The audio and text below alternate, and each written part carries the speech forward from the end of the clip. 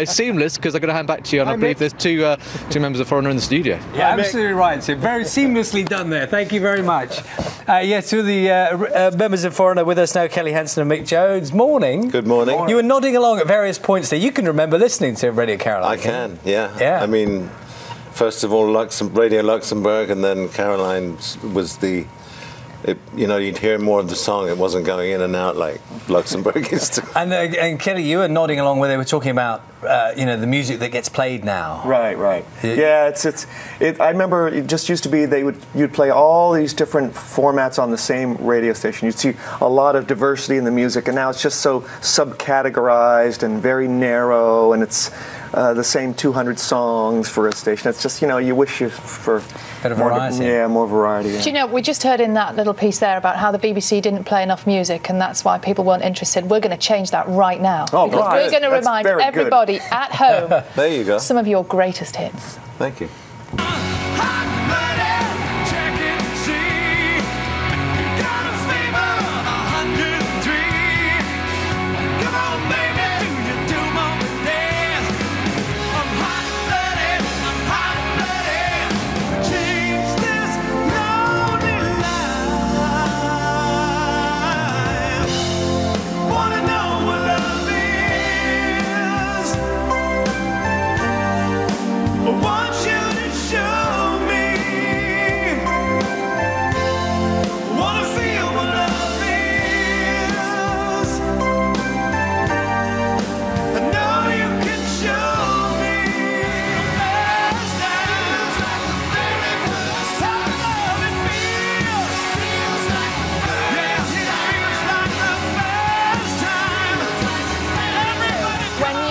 Playing the first few bars of I Want to Know What Love Is, can you sense the atmosphere in the room change completely? It does, yeah. It's an amazing. It reaches such a cross section of people, and wherever we go in the world, actually, that song and Waiting for a Girl Like You, or you know, they tend to people really relate to them, and you can see that the song has had some important part in their lives. And when Kelly was watching those images just then, you said the famous yellow trousers. Why was that? Well, were they a controversial choice? I don't think I'll be wearing those particular trousers again. Why not? Well, they tell a little bit too much about me. They were a brave choice. They were a brave choice. Yeah. But I guess that's, I mean, just looking out there, and you're looking at the fans, you can see them all singing every word, glued to everything you're saying. They know the lyrics. That's a great feeling as a lead singer, isn't it? We play, you know, we do this, like you said, when we do this electrically, we do this like little vamp thing before we go into a One Know What Love Is, and as soon as we hit that first chord, you know, you hear the swell of audience when you're playing this live electric show. But there's something that we're doing very special on this UK tour. You know, we're doing Ireland, we're doing Scotland, we're doing the UK, and but on April 12th we're doing an acoustic concert, a full acoustic show, we're going to be selling CDs, and the proceeds are going to the Northrop Robbins music. Okay, so this, the charity thing. So, I mean, for you as musicians, the idea of going unplugged.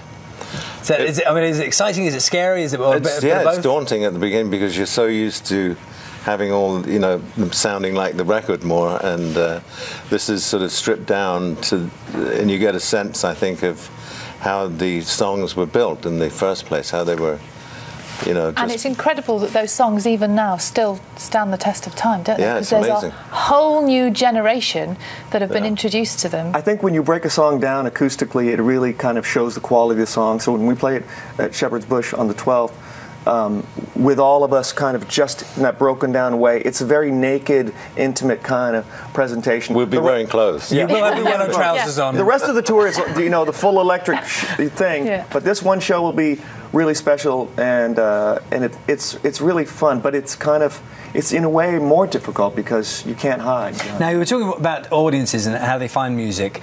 Now, your music's been used in lots of different places now, hasn't it? So more recently in sort of video games, and also it's been used in Glee. Yeah. Yep. As well. Movie soundtracks. Movie soundtracks. I mean, obviously that's good for business for you guys, and good in terms of getting people, you know, back into your music, maybe another generation. Yeah. Well, like a movie like Magic Mike. Did you see that movie? Look, yeah, Sally saw it, of course. I saw Magic Mike. Yes.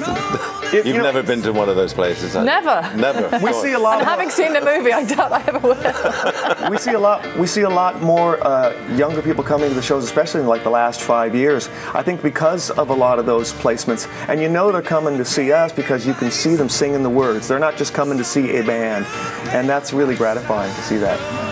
What a This is my handsome favourite. I just have to tell you, this is my favourite. Cold as ice. Yeah, love it. What a great song. Yeah, that's one where instantly when you hear the intro, you know, people react. Now, tell us a little bit more about, because I'm sort of reminiscing a bit here with the Radio Caroline thing. Do you think, did you guys in the early days, do you have to behave a lot better now? So a few people we spoke to, older musicians, have said back in the day, people didn't have cameras all the time, they weren't being photographed, you weren't caught out. It's sort of behaviour generally, you've got to be a bit more careful. I know obviously you're more mature and you're older now, so behaviour possibly is different, but you could get away with more, couldn't you? I think the spirit was, you know, to be getting up there on stage as a rock musician, you had to be a little larger than life, you know, And cocky. Not Really? not to put it on, but to sort of live the style a bit. And I think people sort of expected that from. Yeah. And you have to be unafraid to really let it all out. In a way, it's a little bit of a catharsis, and you feel like you have the freedom to just go, I can kind of do whatever I want. Misbehave.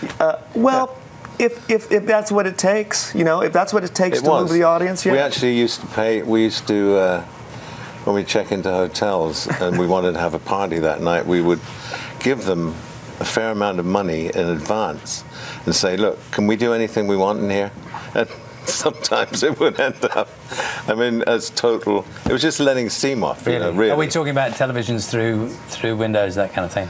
Yeah, all that stuff, you know, bathroom, sink, Oh, yeah. through the window, That's onto a proper- car. Through the window? Well, breaking the sinks off the wall is a good one. Proper rock and roll behaviour then. Yeah.